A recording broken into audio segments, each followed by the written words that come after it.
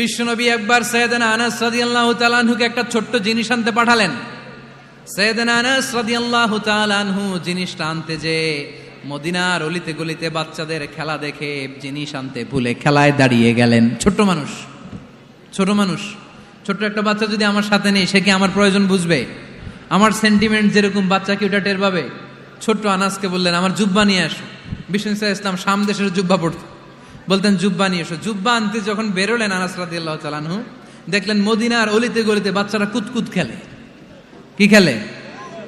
আপনারা খেলেন তো? এই খেলা দেখে আনাস রাদিয়াল্লাহু তাআলা আনহু ভুলে গেলেন যে বিশ্বনবীর জামা আনতে হবে। উনি ভুলে যে উনিও দাঁড়িয়ে খেলা দেখতে শুরু করলেন। এখন ঘন্টার পর ঘন্টা যায়, আনাসও আসে না, জামাও আসে না। বিশ্বনবী ভাবলেন, হায় রে, আনাস মনে হয় ভুলে গিয়েছে, কি আর করা, যাই নিজের জামা নিজেই নিয়ে আসি। বিশ্বনবী বের হলেন জামা আনতে। বের হয়েই দেখে মদিনার গলিতে বাচ্চারা খেলতেছে, ওইদিকে আনাস রাদিয়াল্লাহু আনহু দাঁড়ানো। বিষ্ণু ইসলাম কিছু বললেন না, যে উনিও আনাস রাদিয়াল্লাহু তাআলা আনহুর পাশে দাঁড়িয়ে খেলা দেখতে আরম্ভ করলেন। সুবহানাল্লাহ পড়বেন না? সাইয়েদনা আনাস খেলা দেখতে দেখতে হঠাৎ বিশ্বনবীর দিকে চোখ পড়ে গেছে। বিশ্বনবীর চোখের দিকে যখন সাইয়েদনা আনাস রাদিয়াল্লাহু তাআলা আনহুর চোখ পড়ে গেছে, সাইয়েদনা আনাস বলে, আমার কলিজাটা এখান থেকে এই দিকে চলে আসছে ভয়ে। কিসে? ভয়ে। উনি বললেন, আমার গলা শুকিয়ে যেতে আরম্ভ করলো, কাঁপতে লাগলাম। হায় হায়, এখন আমার মনে পড়ছে বিশ্বনবীর জামা আনতে পাঠাইছিল, ভুলে গেছে খেলার আবেশে পড়ে। উনি বললেন, বিশ্বনবী আমারে ধমক দেন নাই, আমার গায়ে হাত তোলেন নাই, জামা আনতে পাঠাইছি, এখানে খেলা দেখতেছো এটাও বলেন নাই, বিরক্তিও প্রকাশ করেন নাই। বিশ্বনবী শুধু একটা হাসি দিয়েছেন, স্মাইল। কি দিয়েছেন? একটা মুচকি হাসি দিয়েছেন। কি হাসি? সাইয়েদনা আনাস বলে, ওই যে ওই দিনের বিশ্বনবীর মুচকি হাসির শাসন মরার আগের দিন পর্যন্ত আমি আনাসকে সোজা রাস্তায় রেখেছি, আর ডানে বায়ে নেয় নাই। শাসন করতে জানলে লাঠি লাগে না, শাসন করতে জানলে ধমক লাগে না, শাসন করতে জানলে পিট্টি দেয়া লাগে না। মুচকি হাসি দিয়েও শাসন করা যায় কি যায় না? সাইয়েদনা আনাস বললেন, কোনোদিন মারে নাই, কোনোদিন ধমক দেয় নাই, সব সময় আমাকে আদর করেছে। চিল্লায় পড়েন সুবহানাল্লাহ। এবার খেদমত শুরু করলো সাইয়েদনা আনাস। ছোট্ট মানুষ কি আর করবে? কতটুকু খেদমত আর করতে পারবে? বিশ্বনবীর মেসওয়াকটা এনে দেয়। সুবহানাল্লাহ পড়েন। বিশ্বনবীর আতরের শিশিটা এনে দেয়, বিশ্বনবীর জাইতুনের তেলের বোতলটা আগিয়ে দেয়, বিশ্বনবীর জামাটা প্রয়োজনে বিশ্বনবীর হাতে এনে দেয়। সাইয়েদনা আনাস বলেন, আমি 1 বছর নয়, 2 বছর নয়, 5 বছর নয়, 7 বছর নয়, 10 বছর বিশ্বনবীর খেদমত করেছি। ফামা দরাবানি, 10 বছরে একদিনও তিনি আমারে মারে নাই। সুবহানাল্লাহ। একদিন আমার গায়ে হাত তোলে নাই, হাত তোলা তো দূরের কথা, ওয়ালা সাব্বানি, কোনোদিন গালি দেয় নাই, ওয়ালা আবাসা আলা ওয়াজহি, কখনো বিরক্তি সরে ভ্রু কুচকে আমার দিকে বিশ্বনবী কোনোদিন তাকায় নাই। সুবহানাল্লাহ পড়েন। কোনোদিন আমার গায়ে হাত তোলে নাই। আরে হাত তোলা তো দূরের কথা, আমাকে ধমকি পর্যন্ত দেয় নাই। ধমকি দেয়া তো দূরের কথা, আমরা অনেক সময় বিরক্ত হয়ে ভ্রু কুচকাই না। এরকম বিরক্তি হলে আমরা কারোর প্রতি বিরক্ত হলে কি হয়? কপাল ভ্রু কুচকে ওঠে, ঠিক কিনা? সাইয়েদনা আনাস বললেন, কোনোদিন মারে নাই। খাদেম বলতেছে, খাদেম, বড় সাহেবের রিপোর্ট কার থেকে নিতে হয়? হয় খাদেম, নয় দারোয়ান, নয় ঘরের কাজের মেয়ে, তা না হলে ড্রাইভার। বিশ্বনবীর খাদেম বিশ্বনবীর ব্যাপারে কি কমেন্ট করছে? মা সাব্বানি ওয়ালা জারাবানি ওয়ালা আবাসা ফি ওয়াজহি। এই 10 বছরের খেদমতের জিন্দেগিতে কোনোদিন বিশ্বনবী আমারে মারে নাই, গায়ে হাত তোলে নাই। আরে হাত তোলা তো দূরের কথা, একটা ধমকও দেয় নাই। আরে ধমক দেয়া তো দূরের কথা, বিরক্তির সুরে ভ্রু কুচকে আমার দিকে কখনো তিনি তাকায় নাই। চিল্লায় বলো সুবহানাল্লাহ। আর আজকে মাইক পেলে মানবতা, মানবাধিকারের কর্মী কি সুন্দর কথা বলে, উইমেন রাইটস এর কথা বলে, শিশু শ্রম নিয়ে কথা বলে, আর বাড়িতে কাজের মেয়ের গায়ের মধ্যে খুন্তি, গরম খুন্তি পিঠের মধ্যে লাগিয়ে পিঠ ঝলসিয়ে দেয়। এরকম আছে না নাই? পত্রপত্রিকায় প্রায় দেখা যায় যে কাজের মেয়েদেরকে কি অত্যাচার করে। খুন্তি গরম করে করে চামড়ার মধ্যে লাগিয়ে স্কিন ঝলসে ফেলেছে, গ্রিলের মধ্যে বেঁধে রেখেছে, সময় মতো খাবার দেয় নাই, পিটিয়ে মাথার চুল কামিয়ে মাথা নেড়া করে দিয়েছে। এরকম আছে না নাই? এরা মানবাধিকারের ঠিকাদার, এরা মানবাধিকারের কথা বলে, আর বিশ্বনবী সাল্লাল্লাহু আলাইহি ইসলামের খাদেম বিশ্বনবীর ব্যাপারে বলেছে, কোনোদিন মায়ের তো দূরের কথা, হাত তোলা তো দূরের কথা, আরে ধমক দেওয়া তো দূরের কথা, বিরক্তির চেহারা নিয়েও কোনোদিন বিশ্বনবী আমার দিকে তাকায় নাই। চিল্লায় পড়েন সুবহানাল্লাহ। এজন্য সব সময় বিষ্ণু ইসা ইসলাম শ্রমিকদেরকে ভালোবাসতেন। শ্রমে কোনো লজ্জা নাই, লজ্জা হচ্ছে অলসতায়। আজ থেকে এই মাহফিল, এই এত বড় আয়োজন, এত বড় গ্যাদারিং তখনই সার্থক হবে যখন আমরা এই সিদ্ধান্তে আসতে পারবো যে আমরা অলস সময় কাটাবো না, আমরা আমাদের এই সময়গুলোকে প্রোডাক্টিভ ওয়েতে কাজে লাগাবো, কোনো না কোনো কাজের সাথে জড়িত হব। Never under estimate any job, whether it's big or small, বড় হোক বা ছোট হোক, কোনো কাজকে আমরা ছোট করে দেখব না। যে কোনো কাজ করো না ভাই, যে কোনো কাজ করো তা যেন হয় সবার চেয়ে সবচেয়ে সুন্দর। আমাদের অবসর সময়গুলোকে কাজে লাগানোর দরকার আছে না নাই?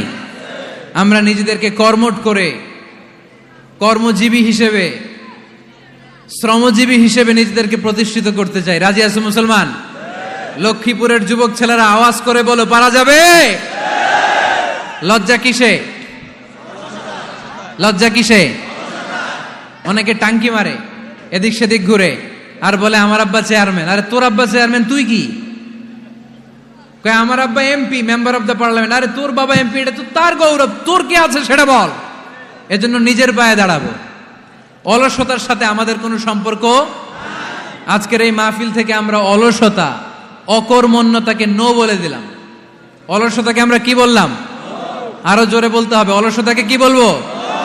আর সব সময় কর্মঠ থাকবো, এনার্জেটিক থাকবো, নিজের পায়ে দাঁড়াবো, আইডিয়া জেনারেট করব, এন্টারপ্রেনার হওয়ার চেষ্টা করব, নতুন নতুন উদ্যোক্তা হওয়ার মাধ্যমে আমরা আমাদের নিজেদের ভাগ্য পরিবর্তনের চেষ্টা করব। কারণ আল্লাহ বলেছেন, ইন্নাল্লাহা লা ইউগাইয়িরু মা বিকাওমিন হাত্তা ইউগাইয়িরু মা বিআনফুসিহিম। আল্লাহ তাআলা ততক্ষণ পর্যন্ত কোন জাতির ভাগ্যের চাকার পরিবর্তন করে না যতক্ষণ পর্যন্ত ওই জাতি নিজে নিজের ভাগ্যের চাকার পরিবর্তন করতে না চায়। চিল্লায় এখন ঠিক কিনা? করে নাই। আল্লাহ শিক্ষা দিয়েছে, যেই পরিস্থিতিতে থাকো না কেন তোমাকে শ্রম ব্যয় করে, কষ্ট করে তোমার উপার্জন করতে হবে, রিজিকের বন্দোবস্ত করতে হবে। চিল্লায় বলেন ঠিক কিনা? ইসলাম আমাদেরকে এটাই শিখিয়েছে, কাজে লজ্জা নাই। আবার বিশ্বনবী বললেন, ইন খামাতিস সাআ ওয়া ফি ইয়াদি আহাদিকুম ফাসিলাতুন, তোমাদের কারো হাতে যদি একটা চারা বীজ থাকে, সে যদি দেখে কিয়ামত হতে শুরু করেছে, ফাইন ইসতাতা আন ইয়াগরিসাহা ক্বাবলা আন তাকুমাস সাআ ফালইয়াগরিসহা, কারো হাতে একটা চারা বীজ নিয়ত করেছে, চারা বীজটা রোপণ করবে। ইন দ্য মিন টাইম দেখলো কিয়ামত হতে শুরু করেছে, বিশ্বনবী বললেন, যদি তোমার সুযোগ থাকে কিয়ামত হওয়ার আগে চারা বীজটা রোপণ করে দাও। কথা বুঝতে পেরেছেন? আপনার হাতে একটা চারা বীজ, আপনি প্ল্যান করেছেন এই চারা বীজটা রোপণ করবেন। ইন দ্য মিন টাইম দেখলেন কি হওয়া শুরু হয়েছে?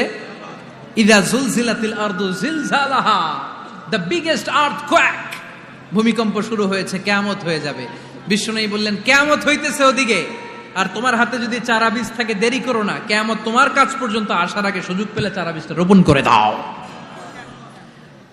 ইসলাম শিখিয়েছে শেষ নিঃশ্বাস পর্যন্ত তোমাকে লড়ে যেতে হবে। এই পৃথিবীতে কেউ কাউকে জায়গা করে দেয় না, জায়গা করে নিতে হয়।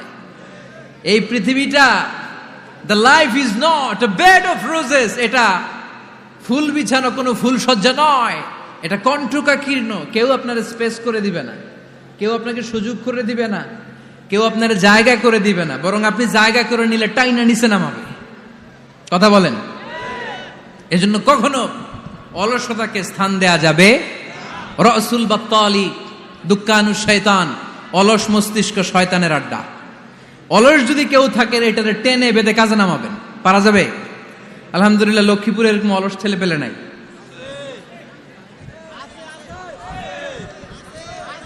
আছে? আমরা আজকে অলসতাকে নো বলে যাবো এই মাহফিল থেকে। অলসতাকে আমরা কি বলবো? আওয়াজ করে বলতে হবে, অলসতাকে কি বলবো আমরা? মুমিনের জীবনে কোনো অলসতা নাই। অলস হয় মুনাফিকরা। অলস হয় কারা? চিল্লায় বলতে হবে। মুমিনরা অলস হয়? অলস হয় কারা? এজন্য কোরআনে আল্লাহ একথাও বলে দিলেন, ওয়াইদা কামু ইলাস সালাতি কামু কুসালা ইউরাউনান নাসা ওয়ালা ইয়াযকুরুনাল্লাহা ইল্লা কালিলা। সুবহানাল্লাহ পড়েন। মুনাফিকরা যখন মানুষকে দেখানোর জন্য নামাজে যায়, ওই নামাজে তাদের ইখলাস নাই, ওই নামাজের ভেতরে তাদের কোনো খুশু খুদু নাই, ওই নামাজের ভেতরে আছে শুধু অলসতা। ওই নামাজে কি আছে? কিন্তু আমরা যখন নামাজে যাই আমাদের অলসতা আছে? আমরা নামাজ পড়লে আমাদের হৃদয়টারে সজীব করে দেয় কে? আমরা ওযু করলে আমাদের মনটাকে চাঙ্গা করে দেয় কে? আমরা মসজিদে ঢুকলে হৃদয়টাকে প্রাণবন্ত করে দেয় কে? মুমিন তো নামাজে গেলে চাঙ্গা হয়, মুমিন ওযু করলে চাঙ্গা হয়। বিষ্ণু ঈসা ইসলাম বললেন, ইয়াকিদু শাইতানু আলা কাফিয়াতি রাসি আহাদিকুম ইদা নাম। খেয়াল করে শুনবেন লক্ষ্মীপুরের ভাইয়েরা, চমৎকার একটা হাদিস। আমরা যখন ঘুমোতে যাই, শয়তান আমাদের প্রত্যেকের মাথার পিছনে 3টা অলসতার গিট মারে। কয়টা? আওয়াজ করে বলেন। 3টা অলসতার গিট মারে। ইয়াকিদু শাইতানু আলা কাফিয়াতি রাসি আহাদিকুম সালাসা উকাদ। 3টা গিট মারে যখন আমরা ঘুমোতে যাই। অলসতার 3টা গিট মেরে আমাদের কানের সামনে এসে ফিসফিস করে মন্ত্র পড়তে থাকে, আলাইসা লাইলুন তাওয়িলুন ফারকুদ, আলাইসা লাইলুন তাওয়িলুন ফারকুদ। বিশাল লম্বা রাত, ঘুমাও, অনেক সময় আছে, ঘুমাও। রাত 5টা বেজে যাচ্ছে, তাহাজ্জুদের সময় শেষ হয়ে যাচ্ছে, তখনও শয়তান বলে রাত অনেক লম্বা, ঘুমাও। ফজরের সময় পার হয়ে যাচ্ছে, সূর্য উঠে যাচ্ছে, শয়তান বলে আলাইসা লাইলুন তাওয়িলুন ফারকুদ, এখনো অনেক সময় আছে, লম্বা লম্বা লম্বা চৌড়া রাত পড়ে আছে, তুমি ঘুমাও। বিশ্বনবী বললেন, ফাইন ইস্তাইকাযা ওয়া যাকারাল্লাহ ইনহাল্লাত উকদা। আমার উম্মতের কেউ যখন ঘুম থেকে জেগে ঘুম থেকে ওঠার দোয়া পড়া শুরু করে দেয়, অলসতার প্রথম গিটটা সাথে সাথে খুলে দেয় কে? আপনি ঘুম থেকে উঠেই যখন ঘুম থেকে ওঠার দোয়া পড়বেন, আপনার অলসতার প্রথম গিট খুলে দেয় কে? ঘুম থেকে ওঠার দোয়াটা কি? আলহামদুলিল্লাহিল্লাযী আহইয়ানা বা'দামা আমাতানা ওয়া ইলাইহিন নুশুর। প্রশংসা সে আল্লাহর, যে আল্লাহ আমাদেরকে লম্বা একটা ঘুম শেষে, মৃত্যু শেষে আমাদেরকে ঘুম থেকে উঠালেন। এই দোয়াটা পড়ার সাথে সাথে শয়তান যে 3টা গিট মারছে, ওই 3টার একটা খুলে দেয় কে? ফাইন তাওয়াদ্দা ইনহাল্লাত উকদা। ঘুম থেকে জেগে ঘুমের দোয়া পড়ার পরে যখন কেউ ওযু করে ফেলে, অলসতার দ্বিতীয় গিটটাও খুলে দেয় কে? ওযু করার পরে ফাইন সাল্লাত ইনহাল্লাত উকদা, নামাজের মুসল্লায় দাঁড়িয়ে যখন নামাজ শুরু করে দেয়, অলসতার 3 নাম্বার গিটটাও খুলে দেয় কে? 3টা গিট যখন খুলে দেয়, বিষ্ণু ঈসা ইসলাম বললেন, ফাসবাহা নাশীতাল কলব। নাশীত, তখন মুমিন বান্দা সজীব হয়ে ওঠে, প্রাণবন্ত হয়ে ওঠে, উচ্ছ্বসিত হয়ে ওঠে। ওয়া ইল্লা খাবিসান নাফসি কাসলান। আর যদি ঘুমিয়ে থাকে, 3টা গিট তার মাথার পেছনে শয়তানের অলসতার লেগে থাকে, তাহলে তার দিনটা শুরু হয় অলসতা দিয়ে, আর সে হয় অলসতার রাজা। চিল্লায় কোন ঠিক কিনা? এজন্য আমরা কি অলস হতে চাই না কর্মঠ হতে চাই? কোন নবীরা কি অলস ছিলেন? পৃথিবীতে কোন নবী অলস ছিলেন? সব নবী কর্মঠ ছিলেন। বিষ্ণু ঈসা ইসলাম বললেন, এজন্য নবীরা যেহেতু কাজ করেছেন, কর্মঠ ছিলেন, আমরাও কর্মঠ হব, ঠিক কিনা? সাহাবারাও কর্মঠ ছিলেন, বিশ্বনবীর সাহাবারাও ব্যবসা করতেন। সাইয়েদনা আবু বকরের বিশাল ব্যবসা প্রতিষ্ঠান ছিল। সুবহানাল্লাহ পড়েন। আপনারা হজ উমরা করেছেন কে কে? দেখি, করছেন? মাশাআল্লাহ। যারা করে নাই, আল্লাহ তাদেরকেও আল্লাহর ঘর জিয়ারতের তুমি নসিব করো। আমিন। বিশ্বনবীর মাকবারার সামনে দাঁড়িয়ে আমরা যেন সালাম পেশ করতে পারি, তুমি নসিব করো। আমিন। বাইতুল্লাহ শরীফে এবং মসজিদ নববীতে আমরা যেন সালাত আদায় করতে পারে, আল্লাহ তুমি নসিব করো। সাইয়েদনা আবু বকর রাদিয়াল্লাহু তাআলা আনহুর ব্যবসা প্রতিষ্ঠান ছিল মক্কার কাবা ঘরের পাশেই। উনার ব্যবসা প্রতিষ্ঠানগুলো যেখানে ছিল ঠিক ওইখানেই সৌদি সরকার এখন শপিং মল বানিয়ে দিয়েছে, মাতজার আবু বকর। মক্কা শহরের যেখানে বহিরাগতরা এসে ওখানে ছাগল, ওখানে ঘোড়া, উট এগুলো রাখতো, আস্তাবল রাখতো, ঘোড়া আর উট যেখানে রাখা হতো, ঠিক ওই জায়গায় সৌদি সরকার ওটার পার্কিং লট বানায় দিচ্ছে। মানে যেখানে আগে সাহাবাদের ব্যবসার জায়গা, ওইখানে বর্তমানে শপিং মল। যেখানে আগের সময়কাল সাহাবারা উট আর ঘোড়া রেখে বাঁধতো, ওইখানে এখন গাড়ি ঘোড়া রাখার ব্যবস্থা করা হয়েছে। সাইয়েদনা আবু বকর অনেক বড় ব্যবসায়ী ছিলেন। ওনার নিজ টাকা দিয়ে হাবাসা থেকে আসা সাইয়েদনা বেলালকে তিনি 20,000 স্বর্ণ মুদ্রা দিয়ে উমাইয়া ইবনে খালাফের কবল থেকে তিনি মুক্ত করেছেন। সাইয়েদনা উসমান যুন্নুরাইন বড় ব্যবসায়ী ছিলেন। নিজের টাকা দিয়ে মদিনার মুসলমানেরা পানি খেতে পারে না। বিইরে রুমা নামে একটা কুয়া ছিল, এই কুয়ার মালিক ছিল ইহুদি। মুসলমানেরা পানি খেতে গেলে সে বকা দিত, পানি খেতে দিত না। বিশ্বনবী বললেন, আমার সাহাবীদের মধ্যে এমন কি কেউ নাই নিজের অর্থায়নে বিইরে রুমা কিনে মুসলমানদেরকে দিয়ে দিবে? সাইয়েদনা উসমান যুন্নুরাইন বলল, ইয়া রাসূলুল্লাহ, আপনার খেদমতে আমি হাজির। মুহূর্তের মধ্যে সাইয়েদনা উসমান যুন্নুরাইন নিজের অর্থায়নে বিইরে রুমাটা কিনে মুসলমানদের জন্য সদকা করে দিয়েছে। তো ব্যবসা না করলে, কর্মঠ না হলে, উপার্জন না হলে সদকা করা যাবে? চিল্লায় বলেন, করা যাবে? সুনানে তিরমিজির বর্ণনা, বিষ্ণু ঈসা ইসলাম মক্কা থেকে যত সাহাবারা হিজরত করে মদিনায় এসেছে, মদিনাতে কোন না কোন সাহাবার সাথে বিশ্বনবী ভ্রাতৃত্বের বন্ধনে আবদ্ধ করে দিয়েছে। সুবহানাল্লাহ পড়েন। এজন্য মক্কা থেকে যারা এসেছে এদেরকে বলে মুহাজির। এদেরকে কি বলে?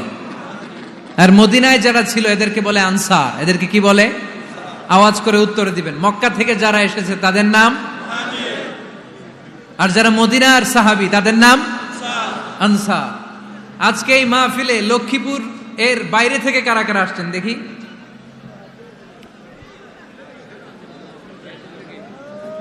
মাশাআল্লাহ, মাশাআল্লাহ, অনেক আসছে। আল্লাহ ভাইদেরকে তুমি কবুল করো, হাত নামান। এই যে লক্ষ্মীপুরের বাইরে থেকে যে ভাইরা আসছে তারা লক্ষ্মীপুরের মেহমান, ঠিক কিনা? মক্কা থেকে হিজরত করে যে সমস্ত সাহাবারা এসেছিল তারা ছিল মদিনার মেহমান। বিশ্বনবী এক এক মক্কার সাহাবীকে মদিনার এক এক সাহাবীর সাথে ভ্রাতৃত্বের বন্ধনে আবদ্ধ করে দিলেন। আব্দুর রহমান ইবনে আউফ রাদিয়াল্লাহু তাআলা আনহু, উনার সাথে ভ্রাতৃত্বের বন্ধনে যে সাহাবীকে বিশ্বনবী আবদ্ধ করে দিলেন ওনার নাম হচ্ছে সাদ ইবনে রাবিয়া। কি নাম? মদিনার অনেক বড় ব্যবসায়ী। বিশ্বনবী বললেন, ও আব্দুর রহমান ইবনে আউফ, সম্পদ ছেড়ে দিয়ে, পরিবার ছেড়ে দিয়ে, স্থাবর অস্থাবর সব ছেড়ে দিয়ে আল্লাহ রাসূলের ভালোবাসায় মক্কা থেকে মদিনায় এসেছো। মদিনায় তোমার চিন্তা নাই, সাদ ইবনুর রবিকে আমি তোমার ভাই বানিয়ে দিলাম। সাদ ইবনে রবি তোমার আপন ভাইয়ের মতো। সাদ ইবনে রবি বলল, আব্দুর রহমান, জীবনে তোমারে কোনোদিন দেখি নাই, তোমারে আমি চিনি না, তোমার নাম শুনি নাই, কিন্তু বিশ্বনবী তো তোমার দায়িত্ব আমাকে দিয়েছে। আমার চেয়ে বড় ধনী এই মদিনার মধ্যে দ্বিতীয় কেউ নাই। আজ থেকে তুমি আমার ভাই, আজ থেকে তুমি আমার কি? আল্লাহ আমাকে যত সম্পত্তি দান করেছে তার অর্ধেক সম্পত্তি আমি তোমার নামে দিয়ে দিলাম। ও আব্দুর রহমান ইবনে আউফ, শুধু তাই নয়, রব্বুল আলামিন আমাকে দুইজন স্ত্রী দিয়েছে। কয়জন? তুমি দেখো আমার কোন স্ত্রীকে তোমার বেশি ভালো লাগে, যার নাম তুমি বলবে সাথে সাথে আমি তারে তালাক দিয়ে দিব। তার ইদ্যত পালন শেষে তুমি তাকে বিয়ে করে তোমার সাথে নিয়ে যাবা। সুবহানাল্লাহ পড়ে। কারণ বিশ্বনবী তোমার দায়িত্ব আমার কাছে দিয়েছে, তুমি আমার ভাই, আমি মদিনার সবচেয়ে বড় ধনী, আমার অর্ধেক সম্পদ আমি তোমারে দিয়ে দিব, আমার দুই স্ত্রীর এক স্ত্রীকে তোমারে দিয়ে দিব। সাইয়েদনা আব্দুর রহমান ইবনে আউফ এই কথা শুনে অবাক হলেন। অবাক হয়ে উনিও এক অবাক কথা বললেন। উনি বললেন, লা হাজাতা লি ফি ইয়া আখি, ও আমার প্রাণের ভাই, তোমার কথা শুনে আমার হৃদয়টা ভরে গিয়েছে, কিন্তু তোমার সম্পদেরও দরকার আমার নাই, তোমার স্ত্রীরও দরকার আমার নাই। বারাকাল্লাহু ফি মালিক ওয়া লি আহলিক, আল্লাহ তোমার মালেও বরকত দেখ, তোমার সম্পদেও বরকত দেখ। তুমি শুধু একটু কষ্ট করবা। কি কষ্ট? দুল্লানি আলা সুক, show me the way to the market. তুমি মদিনায় কোনো মার্কেট আছে কিনা, শপিং মল আছে কিনা, ব্যবসা প্রতিষ্ঠান আছে কিনা আমারে দেখায় দাও। সুবহানাল্লাহ পড়ে। আমরা হইলে কি করতাম? লক্ষ্মীপুরে যারা আসছে এদের একজনের যদি বলা হয়, ভাই আপনি এখন থেকে লক্ষ্মীপুরের ভাই, আমার অর্ধেক সম্পদ আপনারে দিয়ে দেব, কি করবে? পায়ের উপর পা তুলে খাবে আর বলবে, কি আনন্দ আকাশে বাতাসে, ঠিক কিনা? এরপর যদি বলি, ভাই আমার দুই বউ, যেটারে সুন্দর লাগে বলেন তালাক দিয়ে দেই, নিয়ে যান, কি বলবে? কি আনন্দ আকাশে বাতাস। আল্লাহ রাসূলের সাহাবী আব্দুর রহমান ইবনে আউফ বললেন, লা হাজাতা লি ফি, আমার দরকার নাই, দুল্লানি আলা সুক, just show me the way to market, এখানে মার্কেট কই আছে দেখায় দাও। অবাক হয়ে গেলেন সাদ বিন রবি, বললেন, ও আব্দুর রহমান ইবনে আউফ, ঠিক আছে, তুমি যদি নিতে না চাও তোমারে আমি জোর জবরদস্তি করব না। শুনে রাখো, মদিনাতে ইহুদিদের কয়নুকার একটা বাজার আছে। এই কথা বলার সাথে সাথে আব্দুর রহমান ইবনে আউফ চলে গেলেন।